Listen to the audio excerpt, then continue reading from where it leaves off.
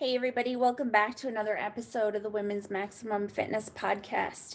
So, this is kind of an impromptu podcast that I am hopping on here. I want to talk about training. My most downloaded episode is actually the Train Like a Girl episode, and that is kind of the direction that I want to go and what I want to talk about today because that's the issue that I see the most with, and it's also the aspect of bodybuilding that I am most fascinated with because dieting is something that is difficult for me, and I do like the science behind it, but for the most part, I understand the basics of nutrition and what someone needs to do to either lose body fat or gain or gain weight. But what I want to focus on is the training aspect because nothing changes with your body structurally without training. And so that's kind of where my passion is. That's where my fascination is.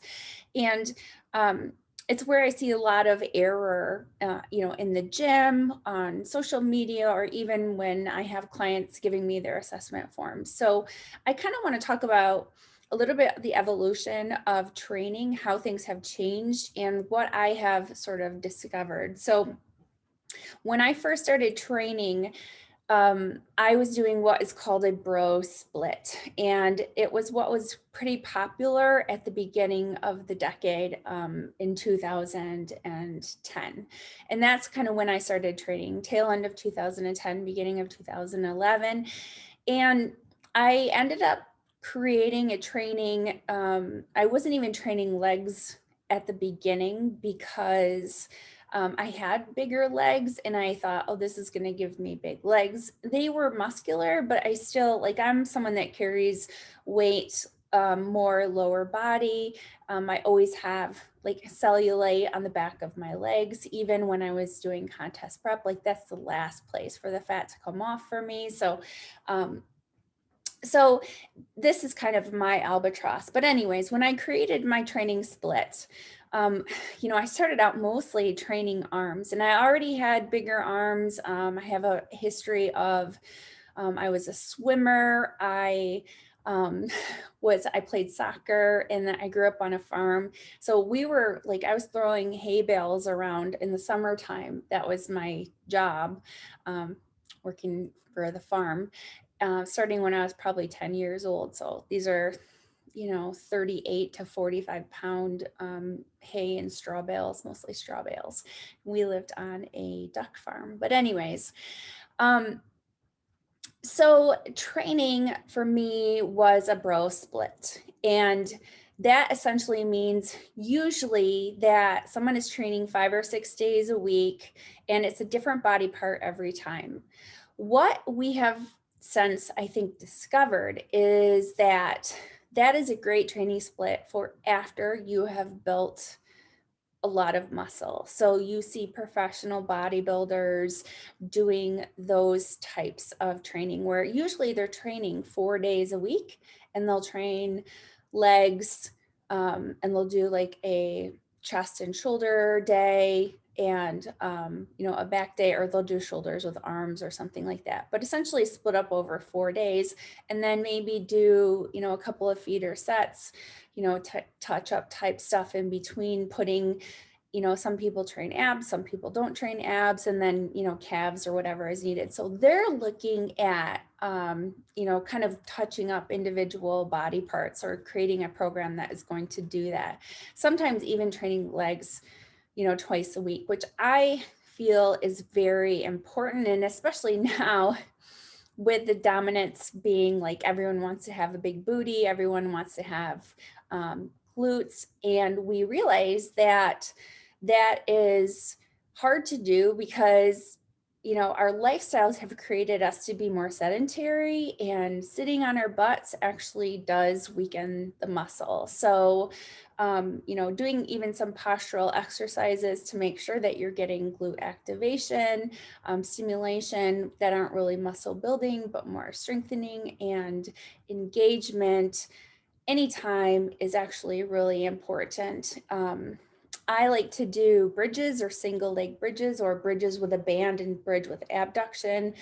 This is a good like therapy type of exercise or precursor to your training or anything, or, precursor to training or something that you can do anytime. But anyways, a bro split. So you might train legs and then, you'll do like chest, legs, back, shoulders and arms, and then legs again, and then you'll have a day off, something like that. And that was kind of how I started with my training. But since that, and it was a lot of volume, it was a ton of exercises. I would do a couple of build sets, and I would do 3 or 4 work sets, which at the beginning of training, you can do more volume if you're a newbie, because you have not learned how to do the intensity that a lot of that comes over time, or even learning how to engage the muscle. So more volume means that you get a pump because you're just doing more activation, whereas you can get away with, as you're more advanced, doing less because you could feel the contraction with the muscle right away. You kind of slow it down and you really go through that process of not just moving weight to feel the muscle, but feeling the muscle. So I moved more into a push-pull legs type of a split. And then I realized too that, the volume couldn't be as high, because what happens is your first few exercises get a lot of your effort, and then you have less and less to give. So, I mean, it's kind of like, running a race. You're going to peter out towards the end.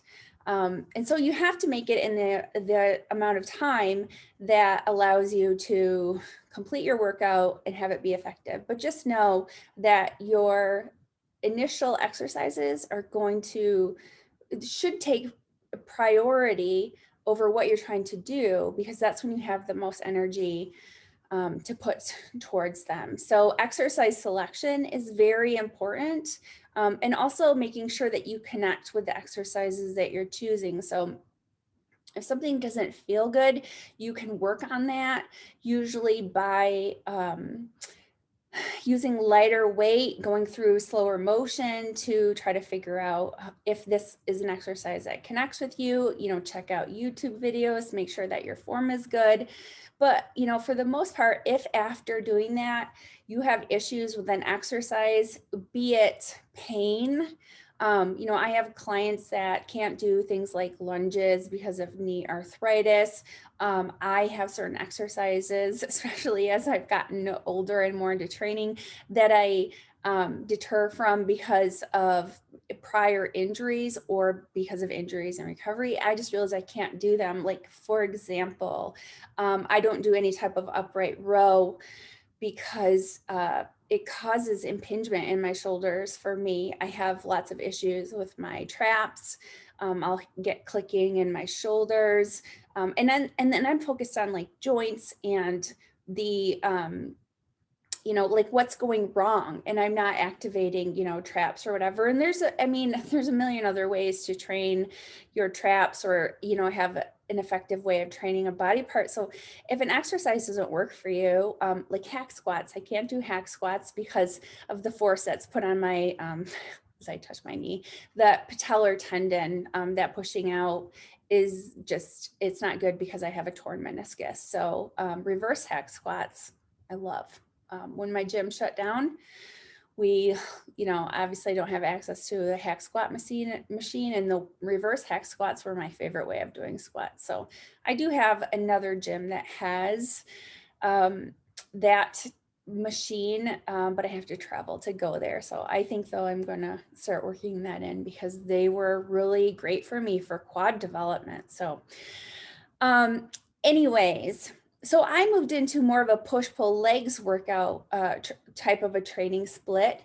And with that, I realized too that if I go 3 days between, adjusting training volume and intensity, 3 days really in a row really zaps me. And oftentimes I would have to take 2 days to recover. So for me, eventually what I came to decide was that um, doing 2 days of training and a rest day is best for me. And the easiest way for me to design that for myself was to create, I have 3 leg days, and one is more quad dominant, one is more hamstring dominant, and one is more glute dominant, I guess I would say.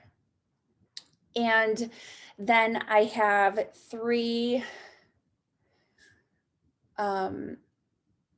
right now I'm only doing one push type day because I'm still working on fixing this issue that's going on with my pec and my shoulder. So my push exercises are limited. So I do include lateral raises as the first exercise in all my upper body days, so that it's kind of a mix of upper body, but it's definitely more back dominant. So I have 3 back dominant upper body days, and then I have 1 push day. So, and then I alternate and I cycle through them. So um, it's kind of hard to explain, but the first week is one group of exercises.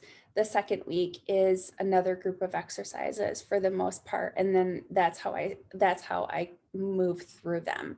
So I think, I mean, most people could get away with doing an upper lower, and I've had bikini competitors who will do the 3 leg days in a week. So they'll do 3 days on and they'll have an upper body day in between, and then they'll have a day off, and then they'll have an upper body that is like a mix of back and shoulders, and then they'll have another lower body. And obviously, I'm careful with how I put the compound moves in there, because one of the leg exercises or the leg workouts will be more isolation type stuff, because it's less taxing on the central nervous system. It's just less taxing. So, it'll be more like, I would say, accessory type work that you wouldn't be adding to your other workouts, because then the volume would be too high. So obviously there's a million different ways you can do that.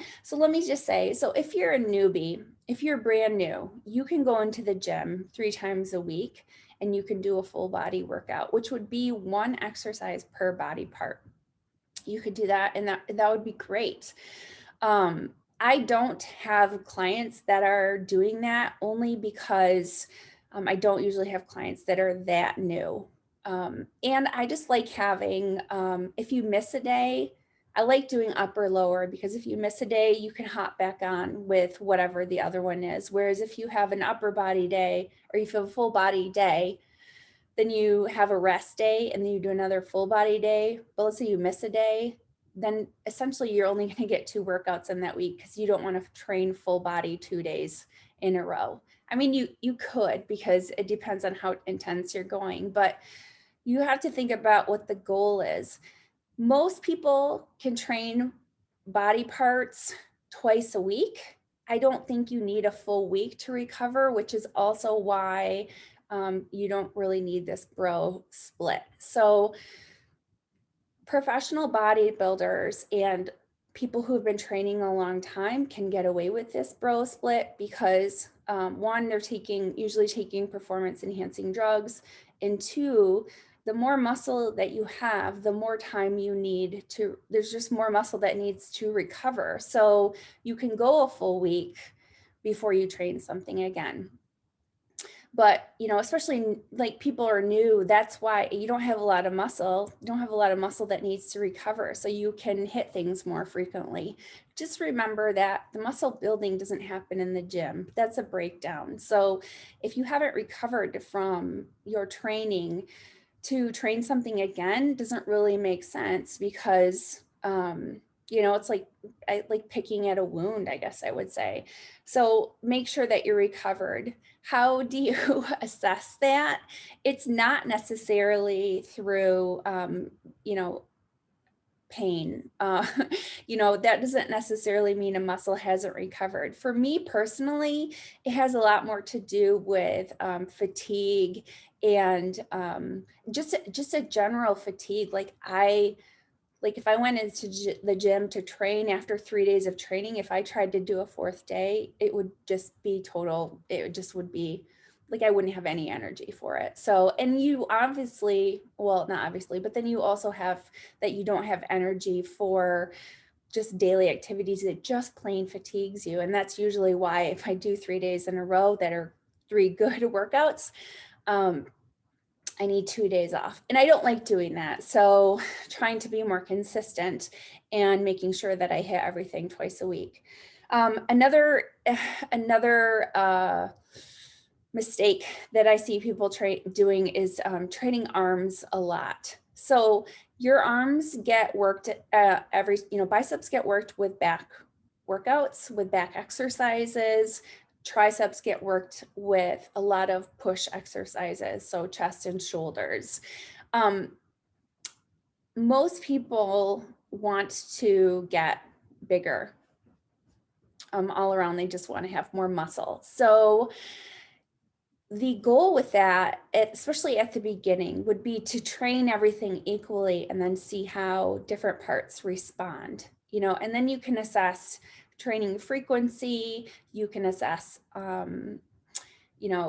intensity, connection, what's going on. One of the things that I will say about connecting with an exercise to a muscle, if you don't feel that muscle working when you do that exercise, you're not likely connecting with it. So think about what you're doing when you do an exercise and the muscle that you're trying to work. So, training arms. I mean, I've seen people post workouts on social media, and it's like a back day and they'll have like 2 back exercises and 3 or 4 arm exercises. Well, I mean, that doesn't even make sense to me. You can pick, and I usually do 1 or 2, one is bicep with my pull days, and I'll do 1 or 2 tricep exercises with my push days. And you can do maybe more sets of them, or you could do a little bit higher reps, which I think arms respond better to a little bit higher reps anyways, because they're smaller. And if you go too heavy, you're going to start using your, traps and your chest and your shoulders in order to try to execute the, the exercise. So, I mean, that's what I would say. Don't waste your time. It's like if you're going to go do a leg workout, but you start with calves and you do like 3 different calf exercises. Well, you now just wasted a ton of your energy that could be directed towards building bigger legs on calves when you can train calves effectively without needing a ton of exercise and without prioritizing them. So, save your energy in your exercise selection for the exercises that are going to cover big body parts, and then, trickle your way down. Like, you don't train forearms first. That's just, it's just ridiculous. So I see people going into the gym to train back, and they'll do like the low back extension machine, or they do like little flies that, are working the little mid part of your back or your rear delts. I mean, not that, I don't want to say that, because I have had programs where I put a rear delt fly in pretty early on, just so I can feel that muscle because it's smaller and engage that. But it doesn't take a lot out of the other exercises. So, prioritize, put your bigger compound moves first. Now, one thing I will say, as somebody who is older, I would say make sure that you're warmed up. And a lot of times I will put an accessory exercise in before my first compound lift. So for instance, you can do a banded side step to get some glute activation, warm up your hips and hip flexors. Doing a banded side steps, 2 or 3 sets of 20 before I go into a squat or a barbell glute hip thrust. So for me, it's just kind of an insurance before going into something major. If I was going to do a rack pull, I would do usually some sort of a pull down or a pullover exercise first.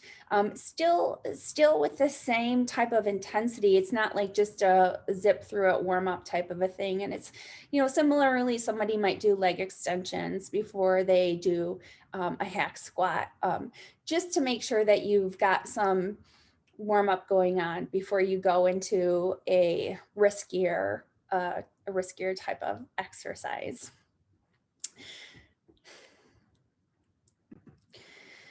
I wanted to take a quick pause there. So one of the reasons that I wanted to do this video is because I keep getting people that, they don't really want to do coaching, but they would like to, they would like a program. And one of the reasons I currently don't do, I don't just do programs because I don't learn anything from that. I'm not able to teach. I'm not able to guide.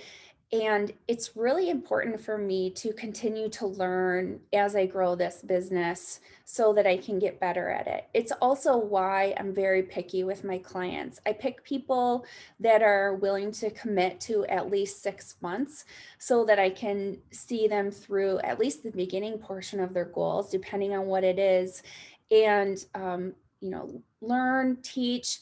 I also get the the results from them in some way or another. So that's something that I can post on social media. If I just write a program, I don't I don't get anything out of it, and that's maybe selfish.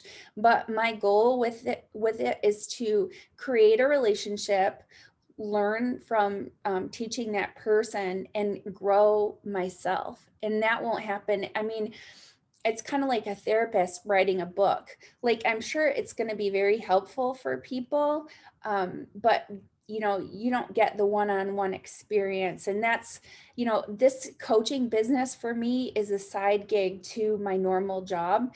And so I'm very careful about who I choose as clients to make sure that it's going to be a relationship that that we both benefit from. So in the future, I might provide something like sort of generic training programs based off what your needs are or whatever, and you would be able to pick from that and maybe buy something that's going to help you in that way. But I feel like without the guidance of nutrition and just the guidance of a coach, being able to adjust things according to biofeedback, it's okay, but it's not great. And again, it doesn't benefit me the way that I would like it to.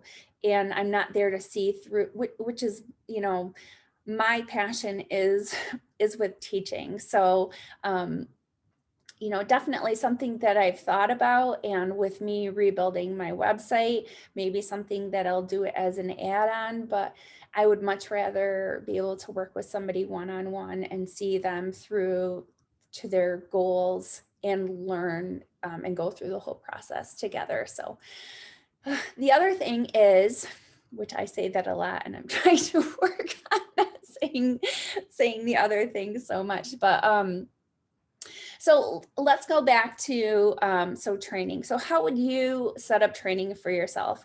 The first thing you do is you decide, are you brand new? Have you been training for a while, effectively getting results? Figure out what kind of level that you're at. Secondly is, how many days a week are you able to put into training? Are you somebody like me who usually works best doing about 4 days? Time-wise, time is a factor. Availability of the gym is a factor, how often you want to go, and how you're recovering. So all these things are factors.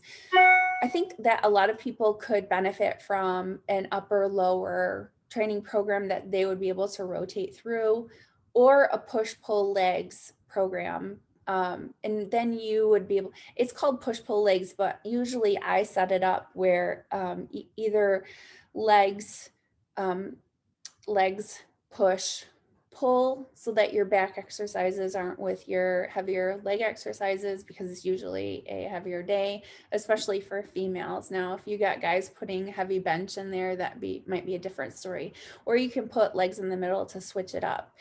You know, you could do like, for the sake of argument, let's say you're doing a push legs pull and then you're doing an off day. You could do the same thing repeated, or you could do a legs push legs if you wanted to hit legs again and shoulders again. They would just have to be lower volume, maybe less compound moves, or one of them with less compound stuff. So like I said, this is why customizing a program is really important to me, because I like things to be exactly according to what is good for the client and the availability of the client. So that assessment form actually tells me a lot. I have something in the oven I have to go get. Okay, but like I said, most of my female clients are training 5 days a week, and they have like an upper body workout that is, shoulder dominant, and then they'll have a leg day, and then they'll have an upper body, more back day, more back dominant. Then they'll have a rest day. Then they'll have an upper body that is a mix between back and shoulders. And then they'll have another leg day. So legs twice a week, and then, front and back upper body twice a week. And with those workouts, I usually add, there's up to 3 arm exercises afterwards, depending on, it just depends on what's available to the client and what they want to do and so on. So anyways, I hope that's kind of helpful if you're trying to set up a training program. I think, like I said, most people don't need to do a body part every day. You would be better off grouping things together a little bit. So, okay, so what does that look like? Because it's not like, if you're doing a push day, you're not doing a full chest workout, a full shoulder workout, and a full, tricep workout. I mean, not that there's a bicep or a tricep workout, that would be kind of ridiculous, but so how would you set that up? So I think I'll probably do like a whiteboard video maybe, to talk a little bit more into detail about how you would set that up. But essentially, when you are designing a plan over the course of the week, you want to look at total work sets. And the work sets are the ones where they're not the build up ones where, you'll do, like, if you go to an exercise, let's say you're doing a lat pull down and it's your first exercise. So you're going to start at a weight that's probably 60% of what you would do for your work set, whatever that might be. Like, so like I do 100, let's say I do 120 pounds with my lat pull down. So I'll probably start at like 75 or 80, wherever the push pen goes. And I will do 10 to 12 reps of that. Slow and controlled. It looks exactly like I was doing work sets. Nobody would know that it was weak sauce weight for me because I'm doing it the same way that I am going to execute my my work sets. Then, let breathing come back to normal. This is key. The more that I hear about things from the literature, the more I realize that rest is very, very important. And honestly, one of the biggest mistakes that I see with women with training is they think they got to keep things going, activity, keeping the heart rate up, sweat, pain, hard breathing. These are all quote unquote measures of an effective workout, and it's absolutely not true. An effective workout is one where you are progressing. So either it becomes easier, or you're able to increase weight or reps of an exercise the next time you do it. That is what progression is. Very similar to learning anything. If you want to learn how to throw a ball, first you have to learn the technique, and then you will get stronger with it as you practice. But you don't switch to your left hand, So learning how to do something effectively with correct form, proper form, tempo, and everything else is the first step, and then you get stronger at it. And that's what progressive overload is. So anyways, you're doing a lat pull down. So 10 to 12 reps, the first set. And some people would call that a set. Some people call them feeder sets or build sets, but these are your warm-ups. Okay, so then you go to 90 pounds, and I'll do another 10 reps. Let breathing come back to normal, which, I mean, it might only be 30 seconds. I probably don't need that long. Okay, then we're at 100 pounds. Now I'm probably going to only do 8 this time. Really feeling it out, making sure the muscle is warmed up. I'm connecting with the muscle. Then, then I'm at where I'm at 100. 100. Okay, so we're getting close. And this is where then I'll go to 6. And now I'm at 110. I know that my work sets are coming up. So I might just do 3 or 4. And then I wait and I make sure that I'm ready, and then I go into my work sets. And I usually, for the first one, probably get 6 to 8 reps. That's where I'm going to fail. And failure means, to me, that I can't complete another rep. So I'm not trying to jerk through it. I'm not going to get sloppy. My body is rigid the whole time so that I'm not using other muscles as substitution. I'm focused on the muscle that I am trying to train. And then I will rest. Sorry, it's kind of cold in here. And then I will rest probably 2 minutes, 2.5 minutes, till breathing's back to normal. And I might do another work set at that weight. I might do a back off set. And a back off set is usually reducing the weight by about 25%. And your failure should be above the 12 rep mark. So I don't know the exact science behind this, but I do know that this is a method of training in fortitude training. These are called pump sets. It's also in DC training, I believe. And what it is you're training your body through a variety of rep ranges. So your failure point at the first work set is going to be focused on a little bit lower rep range, still in the range for hypertrophy. It is going to be obviously also helping with strength. And then the second set is really getting a lot of blood into the muscle pump, making you feel it. So you're kind of like, it's kind of security for the most part. So that would be, let's say those are 2 work sets. So if you are assessing a week of exercises, the literature says, and this is a huge discrepancy, but between 10 and 20 work sets per body part. So that has given me 2 right there.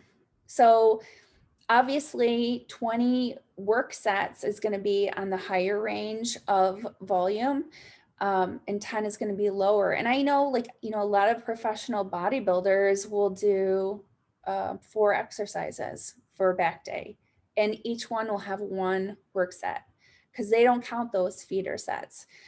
So that is definitely one way to do it. Now, that is my first exercise. My second exercise, like if I go then into a rack pull, it's going to look similar as far as warming up. I will do that many sweat sets, that many feeder sets in order to get to my work set. And I don't usually do a back off set for my compound moves, just so you know, like for a rack pull, I'm not going to try to do a pump set afterwards. That doesn't make sense to me, but I might do 2 work sets, whereas the first one I'm failing closer to 10 reps. So the second one will probably be less. Just because if you are doing another work set in an exercise, subsequent sets, even with rest, are likely going to be less because you just don't have the energy to put towards it. And that's how you kind of know how intense you are with training. That's kind of how I know when I see logbooks of my clients, if I know they're doing 3 sets of 10, either you didn't fail at the first one, or they just shouldn't usually be the same. So because a lot of times, even if you do fail and you try to match it, you wouldn't be able to match the second one if the intensity was that strong. So, but this isn't a judgment. It's just, I mean, the same thing would be for me. And sometimes I have gotten the same number for the second work set, which also makes me question if I did a lot of intensity for the first one.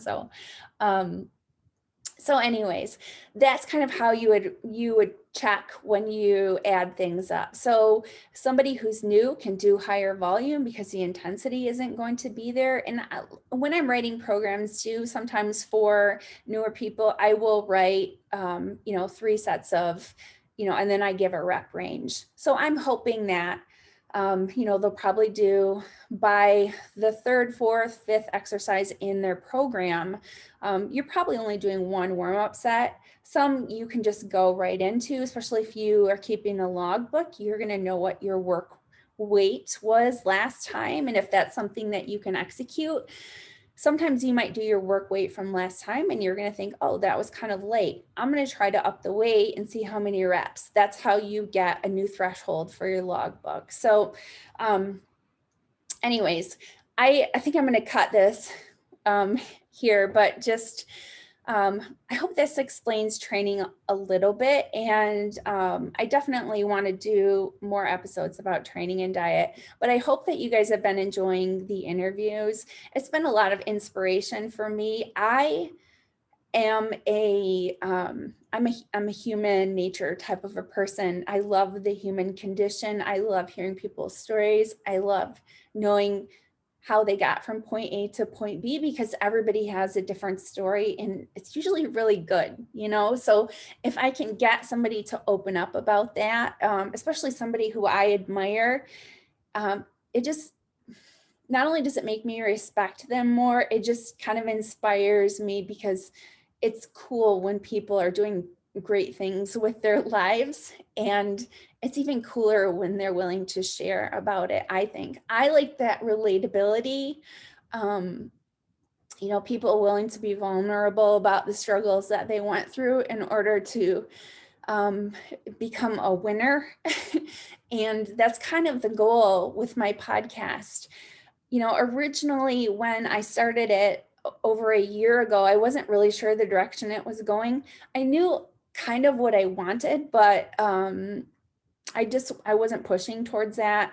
And then COVID happened, and I was working a lot with my other job, so it kind of got put on the back burner. But it's definitely something that I'm more invested in now.